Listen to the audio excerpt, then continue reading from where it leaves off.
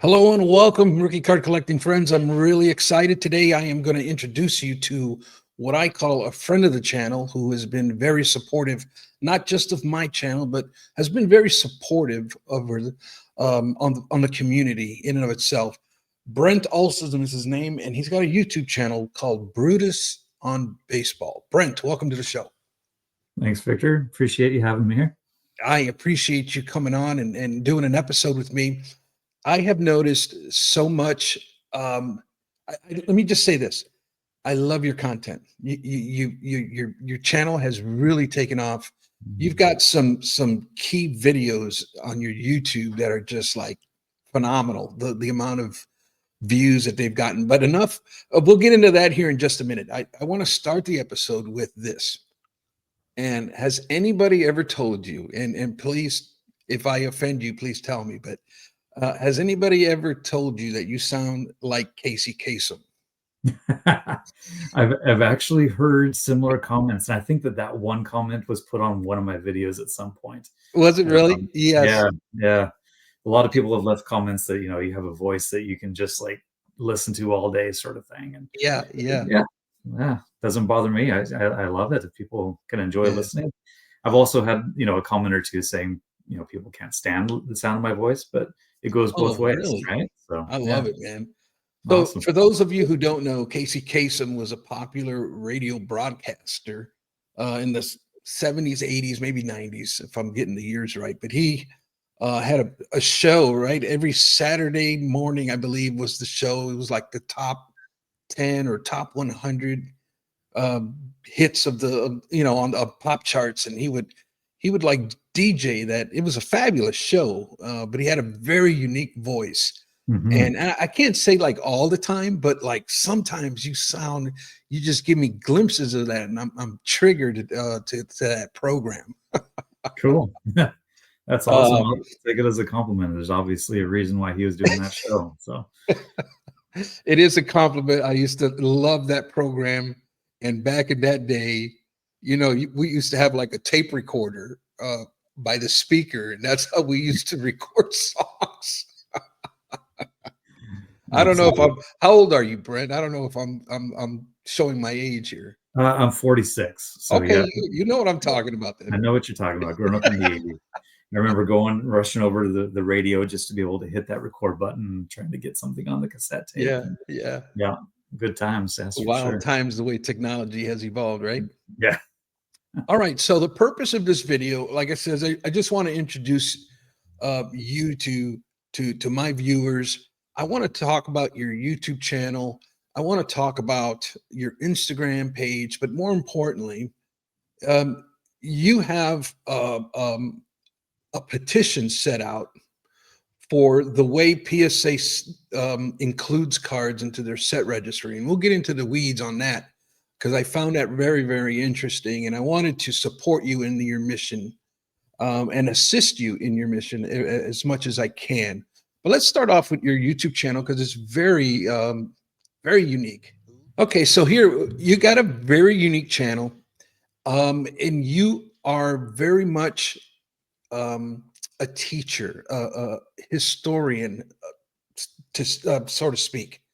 What's your background on the study of baseball history and baseball cards? Because you do a phenomenal job. So give me some background on that. Thank you. Yeah. Well, first of all, I love history. It's been a passion of mine for a long time, and so has baseball. So it's just kind of the marriage of those two things have come together to want to share this. I've been in the game of baseball for a long time, playing growing up, obviously, but I've coached for a lot of years as well as an adult. I scouted for a number of years for the Braves back in the day before I had to get a real job and settle down, have family. Really? Yeah, I was, what they call a bird dog back when I'm in my late 20s, mid to late 20s, something like that, until I realized scouting didn't really have a lot of future if you wanted to settle down and have a stability, I guess. But I still keep up with the game, and I'm always reading. I love reading books about baseball history, watching documentaries, you name it. And I figured, what got me into doing the YouTube thing was actually a relationship that I started about 5 years ago. with a woman that knows nothing about baseball. And she was interested enough in hearing my stories. And she kept on just saying, this is very fascinating, from somebody that didn't know anything about baseball, the way that I talked about the historical parts of the game. She was like, you need to share this with a wider audience. And she kept on encouraging me. And that's kind of how we got to having this channel to begin with. Okay. Yeah, and it's exactly that. It's very informational stuff, man. I find it captivated when I listen to your videos. How long have you been doing YouTube now? Oh gosh, I think it's around 2.5 years, 2.5 years, something like that. 2.5 years. Wow. Okay, Yeah. that's not bad because I've noticed, for I would say like in the last year, your channel has really taken off. Have you noticed that, or has it just been a slow climb for you? It was a very slow climb at the beginning, and I feel like there was some point at which it just started growing, especially in terms of the views. The subscribers, has been fairly steady, but the views definitely has been growing in the last year or so Well, quite a bit. it's probably because of these amazing videos that you made here. We see the top 10 error cards in baseball that matter. 83,000 views. That's a viral video, man. That's amazing. Yeah, that's one that just keeps on going. Every Yeah, day when I look at the stats, it's, doesn't seem to be going down, just this constantly upward trajectory. So it's pretty cool. Yeah. great work, man. Great work. And this one here, the history of baseball cards. Yeah. Um, I mean, you're doing really, really well, man. You're doing a great job, and that's what I really, um, um, I love the work that you're doing. I encourage you to keep doing it, man.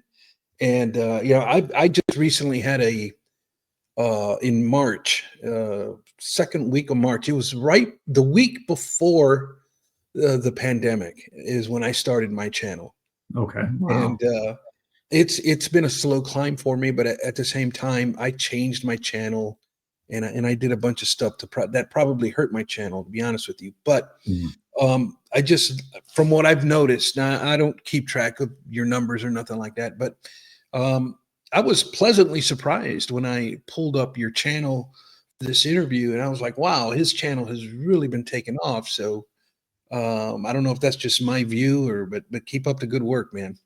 Yeah. Thanks.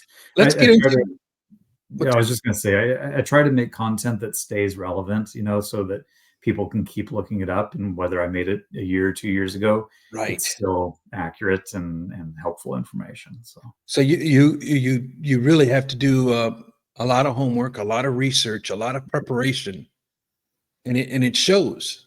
You know what I'm saying? And yeah, I love it's I try to do the same thing, like evergreen content. Mhm. That's the big problem with like newsy stuff, like current hobby happenings. It's because it's only good for about a week and then it's Yeah, old news. That's the danger in that, as opposed to what you're creating here and what I try to create, and that's evergreen content, a video that will constantly bring in views because it's the information that's involved in it, right? absolutely. Yeah. All right, I wanted to move onto your Instagram. Give me 1 second here as I transition over. Sure. All right, I wanted to also get into your Instagram page here because you have uh, quite a bit of reels. From what I've noticed, you've kind of transitioned. Let me see. Well, no, you've been doing reels for a while. It looks like. Yeah, I did mostly post for, the first year, year and a half that I was on there. But then I started doing a lot more reels. I definitely pay a lot more attention to YouTube these days than I do to Instagram. But Instagram originally was where I kind of put a lot of my collecting stuff, and YouTube was baseball cards, but baseball history and all sorts of things. So Instagram has become a little bit more of just my card collecting. Except for a lot of those more recent ones. That was a spring training trip that I took with the team that I coach with sometimes. It was 10 days in Arizona. Great time. All the facilities that we got to go tour and stuff like that. So That had to be amazing. I that was want a to lot of go. fun. My wife and I are big baseball fans, and we've been talking about going to Arizona for spring training. We just haven't pulled the trigger yet. But here's what I've noticed about your Instagram that I love is as I'm starting to look through it, and I'm starting because it'll be like these videos. You actually show your cards, and Yep. you and I have a very similar collecting style. I mean, your baseball, your rookie cards. You go everywhere between vintage and modern day, and everything in between. Absolutely. Yeah. Yeah, My I've got two areas that I collect, really, is Hall of Fame rookie cards, and what comes with that is potential future Hall of Famers. I don't collect one without the other. So whether correct. it's vintage or whoever, Mookie Betts, Manny Machado, these guys that are pretty obviously going to be Hall of Famers one day, I'll collect them all. And then what I grew up with, I started collecting in 1987. So right at the beginning of the Gen Quax era, but all through the 90s with the insert sets. And so the one you see in the middle there, just some of my favorite insert sets that I Yep. remember from the 90s. I'll collect those just because of the memories of them. The one right in the middle there is the Yeah. 1993 Denny's Grand Slam holograms. Anybody Yep. who collected cards as a kid, ate at Denny's to get one of those cards, it brings back so many memories. So I love collecting that as well, in addition to the Indeed. Hall of Fame Yep. rookies. Yeah, and I love it. You look at you got 1975. You even have some modern day atomic refractor. You name it. Yeah. You get into it. I love it. Um, Yeah. but let me ask you this: as are you noticing reels is better than post? I that's a good question. I do find that if you don't pay a lot of attention to Instagram, that your numbers start to decline fairly quickly. And Mhm. so Reels was an easy way for me to just be able to post when I open something up, rather than creating a post and trying to get creative, since so much of my time does get kind of funneled into YouTube. So I Yeah, found it easier just to keep up with more regular posting when I use Reels. yeah. And sometimes I can cross those over, make videos out of them as well, and YouTube shorts out of them. So So I can kind of double it up. are you like me? You only post on Instagram when you're in the mood, or do you got like a schedule for it? I used to have a schedule. I was way more, diligent about that. If Yeah, you had asked me a year ago, but I've just become, whenever the mood strikes and I want to do something, I'll do it. that's the way I Um, am. Yeah. yeah, I'm much more diligent about YouTube, trying to keep up with posting on YouTube some sort of video every week. So Yeah. How often do you post on YouTube? When I first started the channel, it was my goal to post once a week, every Friday for the first year. And I met that goal. And I kept that goal going for most of year two as well. And then I've kind of taken a little bit of time. If I'm feeling stressed out trying to get a video done, then I will take my time and not worry about it too much anymore. But I strive for that once a week, usually on a Friday morning is when I try to post Okay. it. It takes me, like you kind of alluded to earlier, a lot of my videos are a lot more research heavy, and I Yeah. try to include a lot of graphics in there, pictures, so people can actually see things from history. And so there's a lot of back end stuff that goes into trying to edit and create graphics. And so sometimes I'm able to, with my regular job and kids and all the stuff going on, I'm able to get it done. And sometimes I just need to give myself a break. And if it takes me an extra few days, then it does. So Then so be it, right? yeah, exactly. I can respect it. I can respect it. Well, let's get into the PSA Set Registry petition. Now, Absolutely. Yeah. yeah, you started this. What? How long's it been now? Well, I put out my video on YouTube about August of 2024. I've been thinking about it way longer than that because it just has felt like there's an issue with the Hall of Fame rookie card set registry, most specifically the post-war rookie Hall of Fame set registry. So um, it's been an issue that I've been seeing for a long time, and it's just bothered me. The post-war Hall of Fame set registry is, I think, one of the most popular, if not the most popular set registry the PSA has. It's upward of, I think, 800 something like that. Last time I Yeah. checked, participants in it, and that shows like how popular that set is.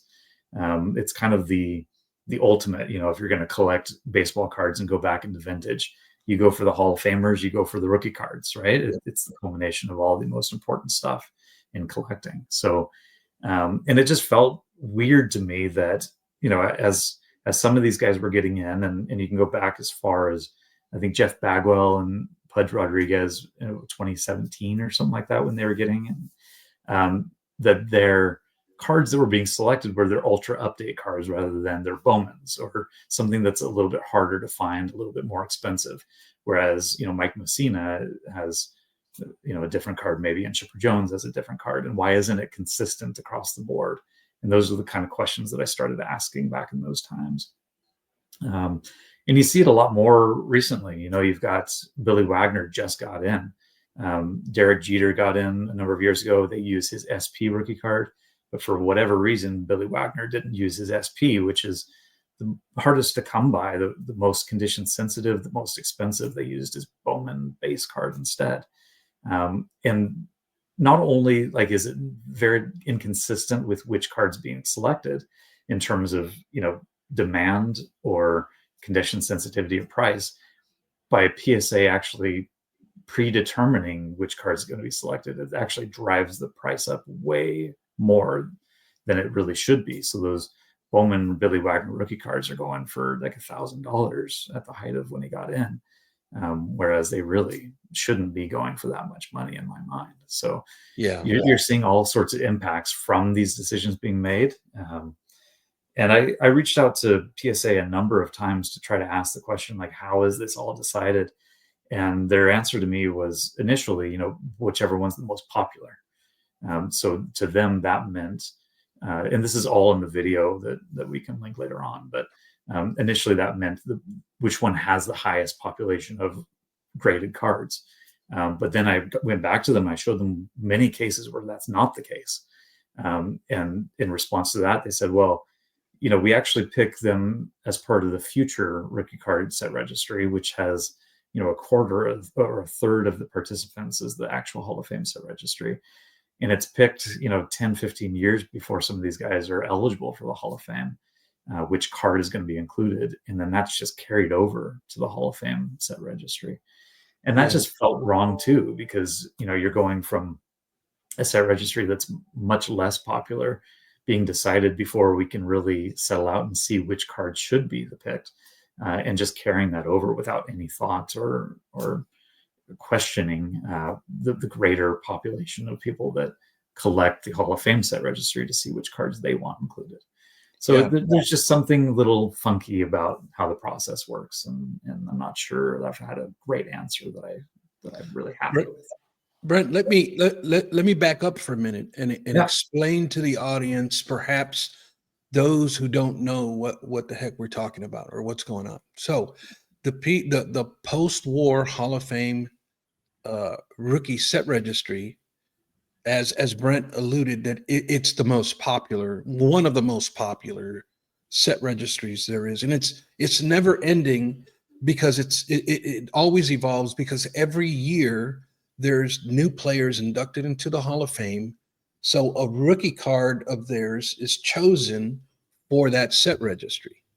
So it's never ending. There's always, every year there's players coming in. And what we are questioning is the process of which card, the decision that's made for which card gets into the set registry is what we're challenging. Because there was a time, right, Brent, you can speak to this too, when there was emails sent out to everybody who was on that registry list, and it basically was a vote. All right, for this Hall of Famer, here are the choices.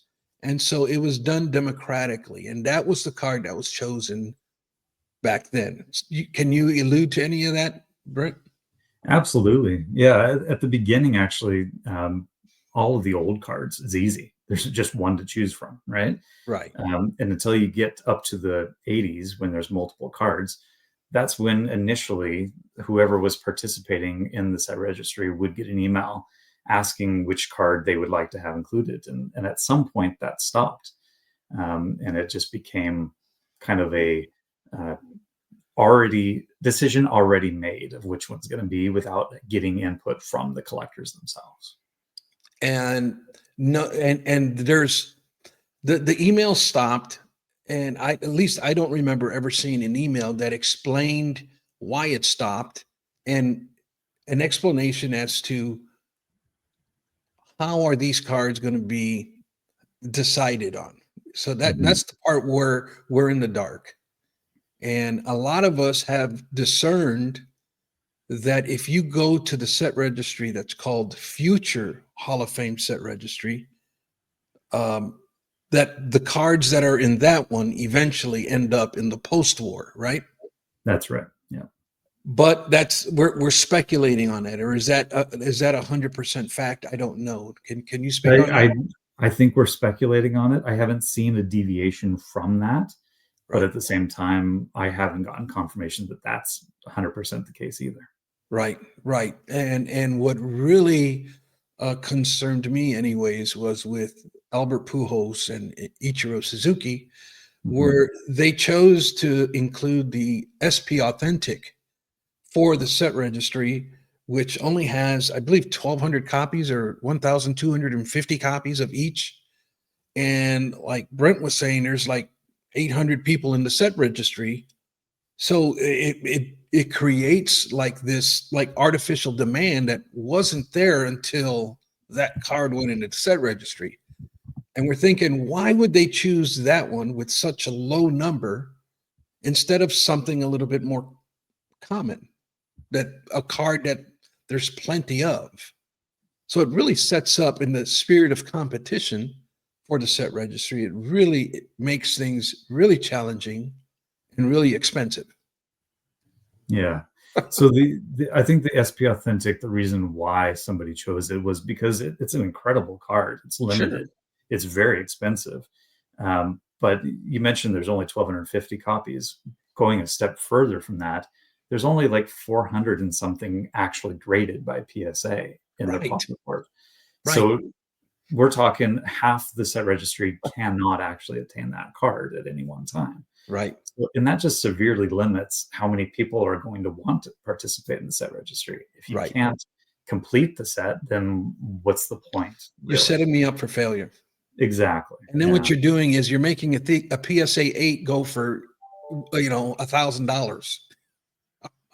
Yeah, exactly. Yeah.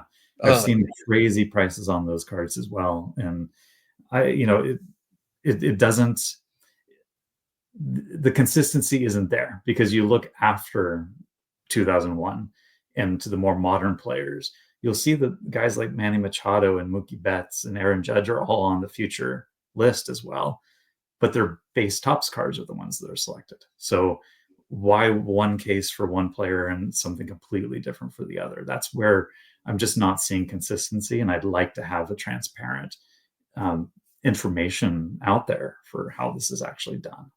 Right. So what, in your opinion, then is the fix? What can they do? Transparency, yeah. But what else? Yeah, sure. The idea that I express in my video is, once a player makes the Hall of Fame, that's when the vote should go out to the people that are in the Hall of Fame set registry. Which card do you want to have included? The overwhelming majority, whatever it is, of the cards that are selected, then that's what would be chosen for that player. I think that would end a lot of the inflated prices, because these collectors are speculating which card's going to be selected. If we don't know until the vote is done, then you're not going to see that, but you're still going to see a pretty big spike in those prices once the vote is done. So it's difficult to really come up with a foolproof solution here. But I'd like at least the idea of the collectors that are participating in that set registry itself are the ones that actually choose the cards that are going forward. That's what I would like it used to be, and it just makes more sense. I have a hunch. I'm guessing, but I don't think those of us who are in the set registry would have voted for the SP Authentic for those two players. At least everybody that I have spoken to we kind of saw it coming, and it was like, this is not good. This is not a good situation. But they went ahead and did it anyways. Yeah. And this is the type of stuff you talk about in this video, and you can get all the details there. I'm going to go ahead and link this video in the show notes so you can check it out. But these are the types of things that make it very challenging. And you started a petition. Now, tell me a little bit about that, Brent. Yeah, I wrote up a petition. It was just a way to get my thoughts out really at the beginning of what I would like to see, kind of a half script for that video that I made. Um, and as I was writing it, I just figured I'm already putting it down on the paper. Might as well send this to PSA and see if there's anybody else that agrees with me. And so I created a petition. I linked it into that description of that video, that anybody can go and read it and sign it, and it goes directly to PSA. I haven't heard anything that it actually matters or has been acknowledged, but I sent it, and I know that a number of other people sent it too. And the more that we get our voices out there, the more likely we're to be heard, at least. So Yeah. yeah. Now, I had reached out to you, and I had recommended that you send an email out with that petition to everybody on the set registry. Did you do that? And if you did, what were the results of that? Yeah. So, when I put the video out on YouTube, it got seen a little bit. There weren't a lot of views on that one. And when I sat back and thought about it, I'm like, well, there's only 800 participants in this. There's a limited number of people that might actually care. And there's no way I'm going to reach all those with YouTube. So I took your advice. I figured, let's go straight to the source, the people that actually are in that set registry.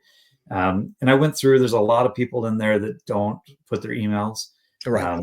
So you're going to skip, probably a good 2/3 of them. But Yeah. everybody else that had an email, I actually went in there and I put emails out to them, and I got great responses. First of all, the number of petitions got signed, went up by a crazy amount. It was a handful at first, and then I definitely got a lot more support by doing it that way. And then the best part that actually came from it is the communications that I got back.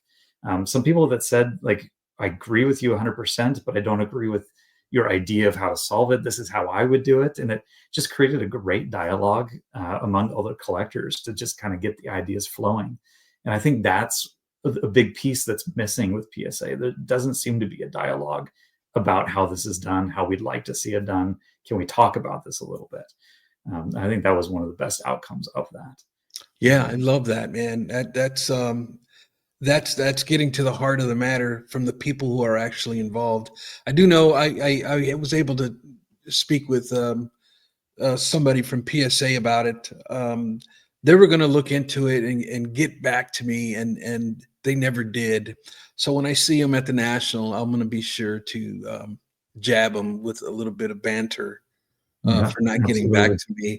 to me. And I am still going to search for an answer on that at the National. Are you going to the National?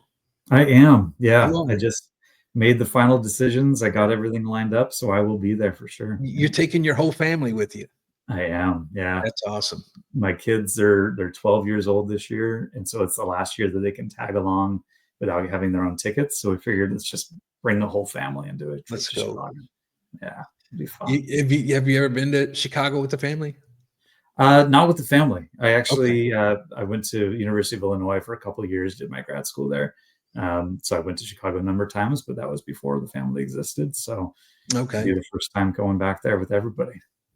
Okay. Yeah, you can check out the baseball game, or I highly recommend you can drive or take the train to Navy Pier. Yep. That would be spectacular. They have like a whole family set up there.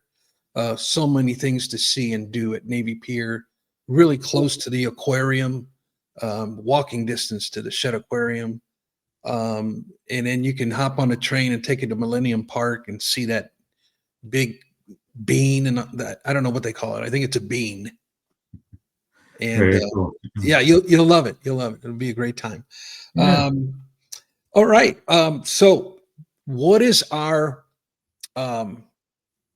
we mentioned the ultimate fix. What we would ultimately like to see is that it would go back to the way they used to do it with the email and vote? Is that the ultimate fix that we would like to see? I think that it would work for a lot of people. The how I mentioned there were some email back to me of Mhm. people sharing their ideas. Another idea that was shared that I actually thought was great, that I hadn't thought about it before. If you go back to the very beginning of that post-war Hall of Fame set registry, 1948 had Bowman and Leaf. And there's a number of players that had both cards. And if you go into that set registry, you can actually choose which one, the Bowman or the Leaf. And Right. so I had somebody tell me, like, why not allow anybody to choose their own rookie card that they would like to have as Mm. part of that set registry? Because every rookie, if you look at the Ichiro or Albert Pujols set registry for their rookies, Mhm. they've got 60, 40, 50, 60 cards to choose from, Yeah. and they're already all weighted in there. So Yeah. whichever one you choose could be weighted more or less and improve your standing on the Hall of Fame rookie card set registry or not. So there's another idea. You don't have to have any votes. You don't have to have a single card. You could pick whichever one you want. It was another interesting idea. So Yeah, it is. Yeah, it is. My only concern, here's my concern, yep. and that is, and this has been my long time fight that I've had, and that is the way we look at or value base rookie cards anymore. When you look at that set registry, it's 100% base rookie cards. Now, when we start talking about modern day players or ultra modern day players going in, uh, you know, uh, a base rookie card of an ultra modern player is mocked. It's considered, subpar. Um, so now you got to give an option for, a parallel. So if Mm. you have a base, it's 1.0. If it's a base parallel, it's 2.0. I don't know. But then you're going to have that when people are competing for the weight and the ranking, that's going to cause all kind of issues. So it's I can see it being really challenging for PSA. It's no wonder they're kind of staying quiet about this because as this thing progresses, there's going to be some major challenges. Yeah, I can totally understand that. And Yeah, especially when you're looking forward to how many rookie cards are out there of modern players, ultra modern players. There's so many. I think that the post-war Hall of Fame rookie card registry is going to have to be base cards, and it's just going to have to be the way that it is. Even base cards, there's some out there that are super rare. yeah, The Topps Dynasty or Five sure, Star or whatever. So there's going to be that competition, even with so-called base cards that are extremely hard to get. But if you start getting into parallels and numbered cards and superfractors, it's going to get too crazy. So there's yeah, got to be a line, but there's got to be something. So yeah, yeah. They got to figure that out. They should. You know what else that disturbs me? Because I live in the set registries. I love the set registries that deal with a certain player's run. mhm. Okay. And what I've seen, like I was interested in doing the Aaron Judge, but then I open up that set registry for Aaron Judge rookie cards, and they have a ton. I mean, Yeah. I forget the number, but it is like 90 or 100 something cards, rookie cards for Aaron Judge. But then they include like all the stuff that's not fully licensed, like Yes. Yeah. Panini and Leaf. And I'm like, why did you include those cards? I mean, these cards aren't, at least in my opinion, I don't even view them as true rookie cards. They're either unlicensed or they're partially licensed, and you're putting them in a set registry. I didn't agree with that. So if they would have gotten rid of the unlicensed stuff, then the checklist is a lot shorter. It's only like 32 cards, Yeah. I believe. That's much more manageable. But because we have everything under the sun, I didn't even bother starting it. I just closed out of the window, and I'm like, I'm not doing that. So they certainly do have to figure something out. And I think what they need to do is listen to the hobby, listen to guys like you and I, and let's talk about it. Let's at least let's work it out together. Instead of really keeping us in the dark and really making some bad decisions on their picks. Would you agree? Yeah. I completely agree with you, especially on the unlicensed stuff. I don't collect any of it because I don't see the point of it's not even going to have a picture of them in their actual uniforms. It's going to be airbrushed. I just Right. don't collect it. And I don't think it should be included in their rookie card set registry if it's not fully licensed. Right. So totally agree with you on that stuff. If you really take a step back, I think that PSA is the king, right? They Mhm. by far handle the vast majority of the card grading out there. If you don't consider TCG, but sports cards definitely PSA. And I think that one of the big reasons they got to that point was the set registry. The fact that there was this option to compete against other collectors. Other companies, Beckett, SGC, they had set registries at one point. They're kind of garbage. PSA really separated themselves, I think, because of the set registry in a lot of ways. And if they're disappointing people, if people are getting frustrated with using the set registry, that's not going to be a big relevancy thing for them anymore at some point. It's Yeah. actually going to discourage people from using it. So it's one of those things that maybe they've gotten a little bit complacent. They're so far ahead, they don't have to worry about these things, worry about the collectors and their opinions too much. But I really hope that they take a step back and listen to it. And I think one of the best things they could do is, like you said, just get a few people in a room to talk about this, and Yeah. even if they have like a little forum where they can share ideas with collectors and really find out what's important to us and what's not, then I think that would go a long way for sure. Yeah. And Brent, I'm not the rebellious type either. If they would at least explain it to me why they're doing what they're doing and why they're choosing the cards that they're choosing, and it at least makes halfway sense to me, I'm okay with it. Ultimately, it's their PSA set registry. They're the ones who have the authority on such matters, and I can respect whatever decision that they make. But tell me the why. If you Mhm. tell me the why, I'm more apt to accept it. But when you ignore me, then I have, then it upsets me. So, Yeah. yeah, I think that's kind of the biggest insult about it. Like you yeah, said, it's their thing. If they have a really good explanation and they provide it, then what can we do about it, right?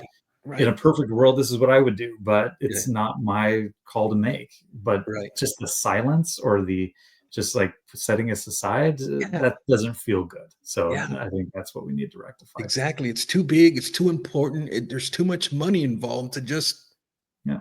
blow us off. Anyways, what else? What other set registries you get into? I get into, like I said, a lot of the rookie card set registries, especially, as they have gotten big. But I agree with you. Like, I love some of the modern ones, but I just don't get into it as much with the unlicensed stuff being a part of it. Yeah. And then the 90s inserts are the things that I really love. It's something that I've gotten into quite a bit going back. One of the videos that I did make there was my top 10 insert sets of the 90s. And it was kind of, my favorite runs of insert sets. So not just like a one-off that was really beautiful design, but what's something that lasted a number of years in a row. And I think my number one was Team Pinnacle. I love the Team Pinnacle from 92 to 97. And so I love collecting like all of those years, trying to get what I can. Yeah, Diamond King is another one. I just started Yeah. the Diamond Kings last year. So I'm talking about like the runs from 1982 to 1991 before they were inserts, and trying to get all of those base and kind of subset cards. And then even the insert cards from 92 to 97. I love collecting all that kind of stuff. Love it. Love it, man. The 90s is a special era, man. I tell you what, I don't think I don't think it'll ever be duplicated. It was just a unique era of the hobby, man. Do you when you shop for your set registry stuff, and I've been kind of all over the place with this, uh, but the way I like to do it is I like to collect or purchase like the most expensive, the highest grade I can afford. How Yep. about is that you take the same approach? Absolutely. Yeah, Yeah. that's how I do it with rookie cards. Going back in time, I bought most of the 1980s Hall of Fame rookies before, COVID, right? And Yeah. so they were much more affordable to get 10s out of those. But if I Yeah. were to go look for a Tony Gwynn 10 now, I wouldn't be able to. Yeah. But luckily I got it when it was just a few $100 instead of a few thousand. So, but now going back, I'm having to go backward in time. And so my 70s are fairly well taken care of now. I'm starting to look at the 60s. And going back into the 60s, I want an 8, 7, something like that, depending Yeah. on the card. Get as good as I can, but still not break the bank with something like that.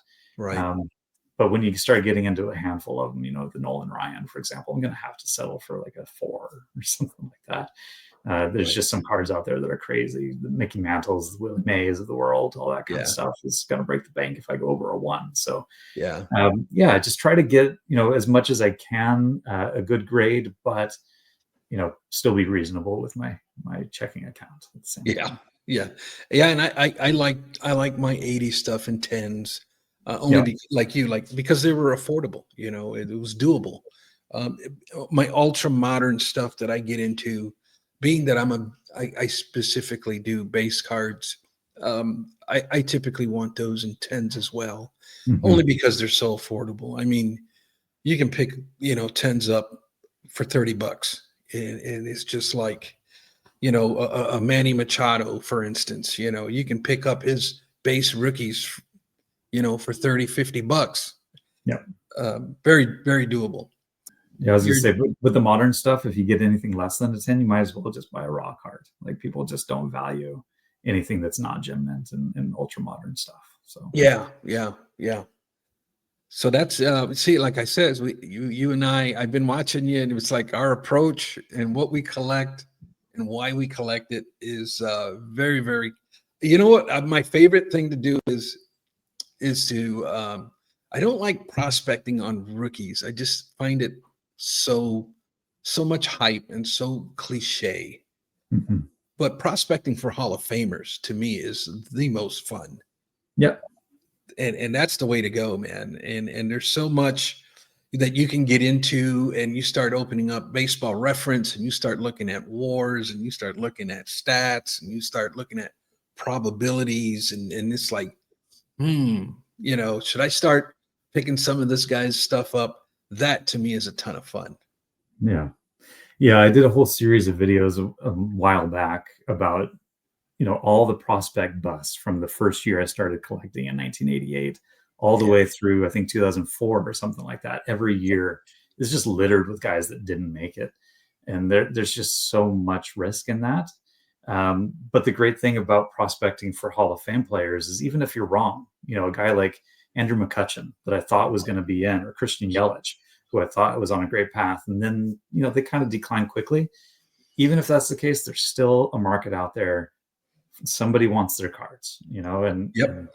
you're not stuck with just worthless stuff. So Right. Exactly. Yep. And that's a part where there's a lot of money being spent on these prospects, man. And I guess if you have it, you have it, and it doesn't bother you to drop that much money. But there is so much bad use of hobby dollars being spent on prospecting, oh, and a absolutely. baseball player's career is so long. Mhm. There's so many peaks and valleys, and slumps and streaks and injuries and Yeah. trades, and it's just, I don't know, Yeah. it's so risky.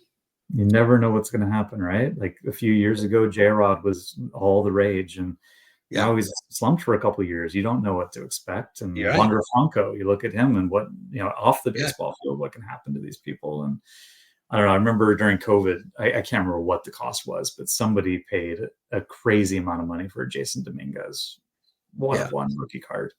And he could be good, but he could also just be a kind of an everyday fourth outfielder going forward too. And right. it just doesn't make sense to me to spend like that for a prospect that could pan out to be hardly anything at all. So Even guys like Acuna Jr., who was like so up here, man. Even I don't know. Even his cards have come down, and will he be as good as he's been? I don't know. Time will tell, but I haven't heard much of him here lately, so I don't know. I know he's back, but I don't know how good he's doing and followed up. yeah, he's an incredible talent, but if you can't stay on the field, then what's the talent worth, right? Right, So right. Yeah. Although I will say he came back on Thursday or Friday, something like that on the weekend. Yeah. First pitch he saw was a home run. Right. So he's got it, but he needs to stay healthy. So Yeah, he does. yeah.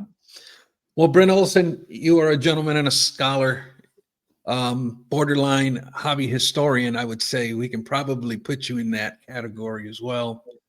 And I really appreciate you joining me today. And let's make plans to meet up at the National and shake hands. How about that? Absolutely. That's what All I'm right. looking to forward to most of anything, right? Just to be able Yeah, to meet yeah. everybody in person and make some new friends. So give us your how can we reach you? How can we get to this petition? Talk to me. Yeah, so check me out, Brutus on Baseball. It's easy to find on YouTube or Instagram, either way. It's linked back and forth pretty easily. And the video that I made was fix the PSA set registry, or fix the PSA Hall of Fame set registry, or something like that. You can just look up that, and there's a link to the petition as part of the description for that video. Yeah, and if you agree with me and you have these same opinions, send an email to PSA. Even if you don't want to do the petition, it's worth them hearing about it. So Yep. I will leave a link to his video in the show notes. You should be able to click on there and get to that petition. Let's rally behind Brent here and let's send a message to PSA. With that said, folks, I appreciate you tuning in. If you made it this far, you are my kind of people. Until next time, I'll catch you on the next one.